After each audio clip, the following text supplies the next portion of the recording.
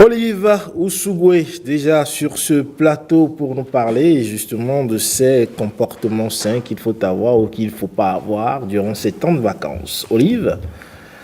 Ulvaris, bonjour. Bonjour à vous. Bonjour. Vous allez bien? Ça va? Ça se voit que vous allez très bien.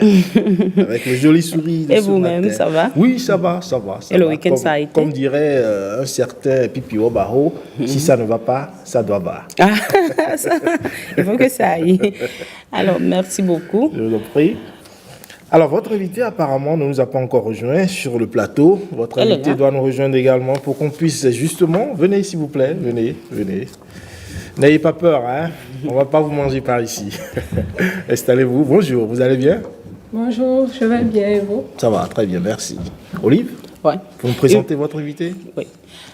D'abord, bonjour chers téléspectateurs. Vous l'avez dit, hein, aujourd'hui c'est la journée internationale de la jeunesse. Ouais.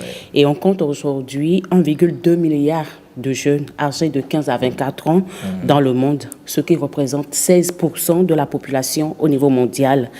D'ici à 2030, c'est-à-dire la date fixée par les Nations Unies pour la mise en œuvre du programme de développement durable, le nombre de jeunes devra augmenter de 7% pour atteindre près de 1,3 milliard d'individus. En 2021, au Bénin, 45% de Béninois ont moins de 15 ans. Ouais. Dans cet environnement où les maladies sexuellement transmissibles restent une préoccupation majeure de santé publique, l'utilisation du préservatif, du condom, si vous voulez, s'impose comme la solution à la fois simple et efficace, en particulier durant ces périodes de vacances où la jeunesse est souvent confrontée à diverses tentations. Pour discuter de cette question jeune, nous avons sur ce plateau Dr Viviane. OK. Elle est médecin, connue sous le pseudo de Dr V. Alors, docteur, bonjour. Bonjour Madame la journaliste. Merci d'avoir accepté notre invitation qui est venue pratiquement à quelques... Hier nuit, tardivement. Malgré cela, elle a accepté de répondre. Ça nous fait plaisir de vous savoir prompte à réagir quand on vous appelle. Oui, c'est un plaisir pour nous également de servir parce qu'au-delà de l'hôpital, Oui. notre mission est aussi de travailler à éviter à ce que les gens viennent à l'hôpital. Exactement, oui, tout à fait. Quoique, hein, cela peut vous empêcher après d'avoir votre fin du mois si vous êtes dans un cabinet privé. Hein. Non, pas du tout. Je trouve que la santé ne se limite pas qu'aux soins curatifs. Donc, on peut bien gagner son quotidien, avoir son gagne-pain, même si on n'est pas forcément dans le curatif, y joindre aussi Le préventif. d'autres, oui. Alors, docteur, j'ai envie de démarrer avec cette question. Hein. Quand on parle de comportement sexuel, qu'est-ce qu'on y met? Merci beaucoup. Alors, je dirais il y a deux mots, comportement et sexuel. Donc, de façon simple, je dirais que c'est l'ensemble des pratiques, c'est l'ensemble des actions qu'un individu mène et qui a trait justement à sa vie sexuelle ou à sa sexualité. Donc, dans cela, on peut avoir par exemple des comportements comme l'utilisation ou non d'un condom. Quelles sont les différentes pratiques sexuelles de la personne, l'orientation de la personne et tout cela. Donc, ça regroupe un ensemble d'éléments qui ont trait à la vie sexuelle de cet individu. Alors, justement, pour venir dans le contexte de l'utilisation du condom, qu'est-ce qu'un condom et à quoi sert-il? Wow, bon, cette question, un condom, en français facile, je dirais que c'est une fine lame, je dirais, de latex, comme une poche que l'on peut mettre à l'externe pour l'homme et à l'interne pour la femme, et dont le but est d'éviter une grossesse non désirée ou de servir de barrière contre les infections sexuellement transmissibles. Je sais que vous permettez, Oui, nous allez-y. avons normalement quelques images du côté de la régie. La régie peut nous aider de temps à autre à balancer ces images pour que les téléspectateurs puissent savoir exactement de quoi il s'agit. Alors justement, pourquoi est-il important aujourd'hui pour les jeunes d'utiliser le condom? Alors, le condom, c'est ce que dans notre langage médical, on appelle la méthode à double efficacité. C'est-à-dire que c'est la seule méthode qui permet à la fois d'éviter des grossesses non désirées et les infections sexuellement transmissibles. Donc, au niveau des autres méthodes qu'il peut y avoir, c'est essentiellement pour éviter des grossesses non désirées. Mais l'avantage du préservatif, c'est que ou du condom, c'est le seul à éviter les infections sexuellement transmissibles. Et quand on sait où les infections sexuellement transmissibles peuvent amener, l'infection sexuellement transmissible dans le monde la plus répandue, c'est celle au HPV, qui peut entraîner le cancer du col de l'utérus, ou même quand ça ne va pas au cancer du col de l'utérus, il y a certaines déformations qu'on voit déjà. Donc, le cancer de la gorge, le cancer de l'anus. Ces infections sexuellement transmissibles peuvent même conduire à la stérilité.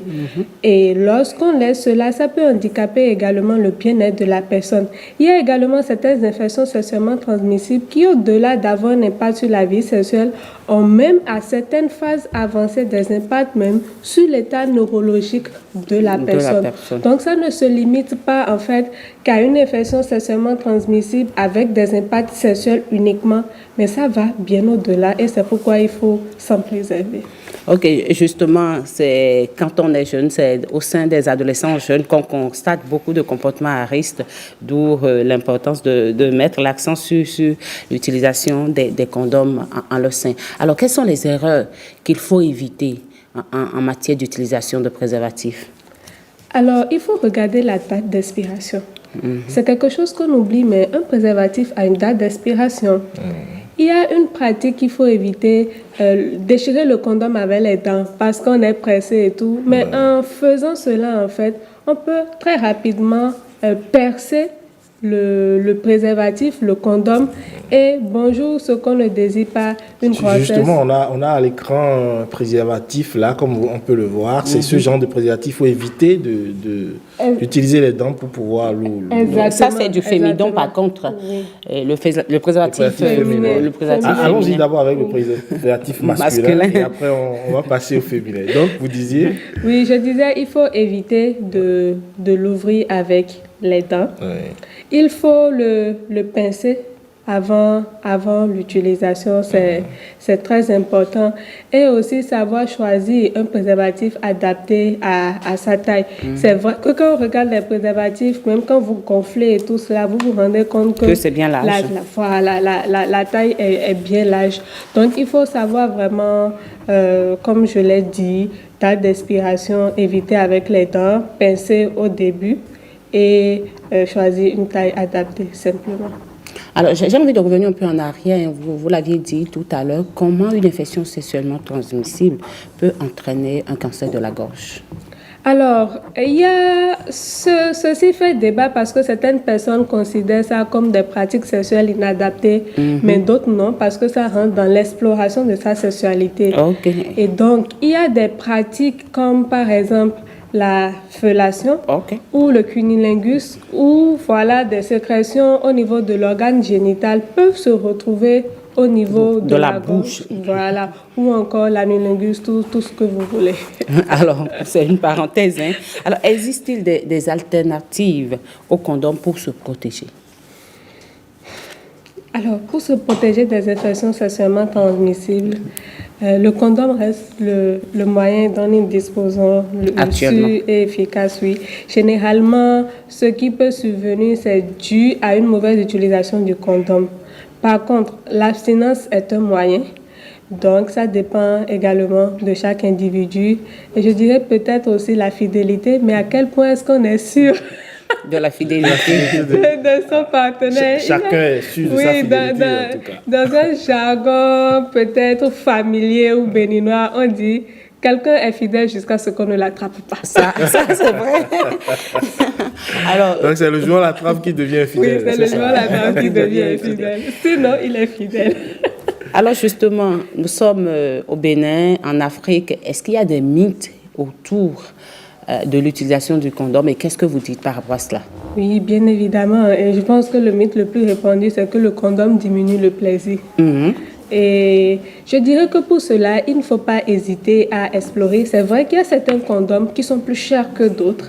Et il y a des condoms extra faits. Il y a des condoms avec différentes arômes pour agrémenter, pour ceux qui aiment le menthe, la menthe et tout cela. Il y a des condoms qui ont l'expression m'échappe, mais il y a des granulations, voilà, dont le but est d'augmenter le plaisir et de toucher en fait certaines zones en fait qui amplifient le plaisir. Donc je dirais que pour cela, il ne faut pas hésiter à explorer et à voir, même si bon malheureusement c'est peut-être un peu plus cher. Il y a certaines personnes qui pensent que le préservatif n'est pas efficace. Grosse erreur, grande erreur. Il y a certaines personnes qui disent que, par exemple, le préservatif, et ça je l'ai entendu personnellement, les préservatifs ont été inventés pour diminuer en fait la fertilité et tout cela, et qu'en les utilisant, cela allait altérer la fertilité et tout cela. Donc ce n'est pas correct quand on n'est pas encore prêt, et même quand on est prêt, quand on est en couple, il faut bien l'utiliser. Il y a certaines personnes qui pensent que le préservatif, ce n'est que l'affaire des célibataires.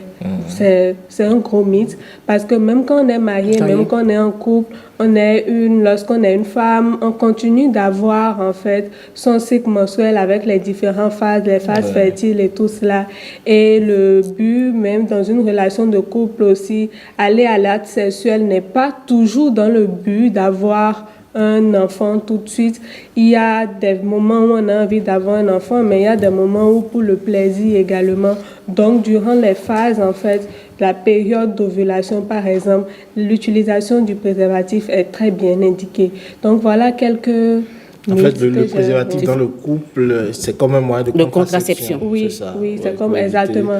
Et je le disais, le préservatif, c'est une méthode de contraception également, que nous on appelle une méthode barrière. Barrière, oui. Ok. Mais on n'a pas beaucoup parlé du préservatif féminin, par contre. Mais, oui, allez-y, l'utilisation. Oui. En fait, la difficulté avec le préservatif féminin, c'est les différentes étapes et la difficulté que cela peut entraîner pour le maître, oui. Pas que pour la femme. Je suppose que, vient le moment de pleine excitation. Déjà, dans certains cas, même pour le préservatif masculin qui est super rapide, il y a des moments où ça arrive où on oublie carrément de le mettre et tout, ou que pour certains, ça coupe en fait, en quelque sorte, l'envie, l'excitation et tout. Mais le préservatif féminin, il se met à l'interne chez la femme. Et il y a différentes étapes. Généralement, quand vous voyez, vous verrez. Oui, c'est l'âge et c'est écrit sur l'emballage les différentes étapes pour pouvoir insérer le préservatif féminin qui prend peut-être un peu plus de temps que celui masculin. Alors justement, est-ce qu'il y a des plateformes qui existent et que les utilisateurs peuvent consulter, par exemple, pour apprendre à utiliser un préservatif? Je sais que vous êtes promotrice d'une application. Est-ce que c'est disponible, par exemple, l'application Elle, est-ce que c'est disponible là-dessus? C'est quoi le nom de l'application déjà? Elle. Oui. Elle, comme elle. Oui, au pluriel. Au pluriel, oui. Ok. Au féminin. E2LES. Oui, voilà, exactement. Okay. Donc, sur l'application, nous avons mis sur le préservatif dans les méthodes contraceptives. Donc, il y a toute une section qui est consacrée aux méthodes contraceptives où dedans nous détaillons c'est quoi le préservatif, c'est quoi ses avantages, quelles pourraient être ses limites et tout cela. Mais là, vous nous donnez encore une idée de contenu, peut-être refaire des vidéos d'utilisation à mettre pour que les gens puissent mieux mais surtout comprendre. Pour les jeunes, quand on sait que les jeunes passent beaucoup plus de temps sur leur téléphone, ce serait intéressant ces applications pour leur montrer un peu comment est-ce qu'il faut utiliser le préservatif, sachant que ce sont des discussions que généralement les parents n'ont pas le temps d'avoir avec les enfants. Donc on peut apprendre par là. Pourquoi pas une vidéo sur l'utilisation du fémidon qui est un peu plus contraignant. Alors comment encourager à l'utilisation du condom chez les jeunes? Alors, je dirais que la première chose, c'est vraiment lever le tabou et discuter. Parce que les jeunes, ils ont beaucoup d'idées reçues par rapport aux préservatifs et tout ça. Ils ne savent pas forcément vers qui se tourner. Et nous, par exemple, avec l'application Elle, il y a une ligne d'assistance où les gens peuvent poser leurs diverses préoccupations par rapport à leur santé sexuelle et tout cela.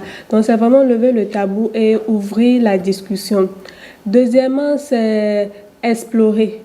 Explorer parce qu'il n'existe pas qu'un seul type de préservatif, même masculin. Je le disais tantôt, il y en a plusieurs, avec plusieurs arômes, avec plusieurs types et tout cela. Et voir ce qui conviendrait le mieux. Troisièmement, c'est rendre les coûts aussi accessibles. C'est vrai qu'un effort est fait dans ce sens, donc des préservatifs à 100 francs, 3 à 250.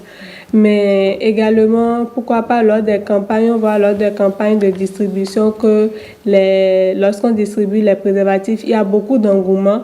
Lorsque nous on fait par exemple la sensibilisation, l'une des choses qu'on a su de ne pas ramener, ce sont les préservatifs. Parce que les gens demandent. Oui, les gens font même le rang la queue, ou même quand vous venez pour quelque chose d'autre et que ça même trait à la sexualité, il y a certaines personnes qui viennent vous demander spontanément est-ce que vous avez des préservatifs et tout cela. Donc, c'est rendre vraiment les préservatifs accessibles. Je sais que sur le campus, plutôt, il y avait quand même des petites cabines accrochées ou des distributeurs voilà, de préservatifs, mais aujourd'hui, cela n'est plus le cas. Il faudra encourager ce genre de choses parce que lorsqu'on est jeune ou adolescent ou tout de suite, lorsqu'on découvre sa sexualité, l'acte sexuel, à ce moment-là, on n'a pas toujours l'argent de pouvoir s'en procurer et tout. Et on ne sait pas comment venir dire je veux de l'argent pour acheter du préservatif. Ça règle aussi le problème de la discrétion où le jeune prend son préservatif calmement. Exactement, donc, parfaitement. Ni vu ni connu. Ni vu ni connu. Alors, quel conseil donnerez-vous, docteur? Non, mais dans les conseils, on va garder le docteur. On va vous garder pour que vous nous parliez des conseils d'ici quelques minutes. Vous restez avec nous? Ouais. On va discuter dans le talk. Dans le talk. Sur les conseils qu'il faut donner aux jeunes. Comment est-ce qu'il faut utiliser le préservatif? Qu'est-ce qu'il faut faire? Quel bon comportement sexuel il faut avoir ou non? Vous restez avec nous? Je serai là. Elle est là. Ça fait plaisir. Olive, vous restez aussi. Vous n'allez pas nous quitter comme ça. Le boulot matin à la radio. Merci. On parlait justement des comportements sains qu'il faut avoir. Vous l'avez dit, on est en vacances. Et puis aujourd'hui, c'est la journée internationale de la jeunesse. C'est un moment clé pour adresser des messages aux jeunes. Eh bien, c'est également l'occasion pour nous ici de donner quelques idées de loisirs sains aux jeunes durant ces vacances. Vous savez que l'année dernière a eu lieu la première édition de Chante et danse avec l'Amazone, notre Amazone nationale. J'étais à la place de l'Amazone le samedi dernier et personnellement, je pense que c'est une très belle initiative qui réunit la jeunesse. J'ai vu beaucoup de monde. Donc, ça fait partie de ces activités saines qu'il faut avoir durant ces vacances pour éviter de se retrouver à vouloir forcément passer aux actes sexuels, n'est-ce pas? Oui, bien évidemment. Et je dirais que, qu'on le veuille ou pas, à un certain moment vient avec les hormones et tout, le besoin de se découvrir, le besoin d'explorer de nouvelles choses dans l'acte sexuel. Et donc, même pour les personnes beaucoup plus âgés qui ne sont pas jeunes, vous verrez que lorsqu'on est en période de forte activité tout de suite dans le travail et tout, sauf pour certaines personnes où c'est le sexe qui représente leur antidépresseur ou quelque chose comme ça, votre idée n'est pas tout de suite tournée d'abord vers l'acte sexuel parce que vous avez un certain nombre de choses, des objectifs à atteindre. Donc, lorsqu'on occupe ces jeunes-là, effectivement, ils peuvent explorer de nouvelles choses qui rentrent aussi dans le cadre de la sexualité parce que la sexualité ne se limite pas qu'uniquement à l'acte sexuel. C'est ça. Voilà, donc ça leur permet aussi d'explorer qui ils sont et tout cela. Et cela rentre dans la découverte d'eux-mêmes, de leur sexualité. De leur sexualité. Eh bien, justement...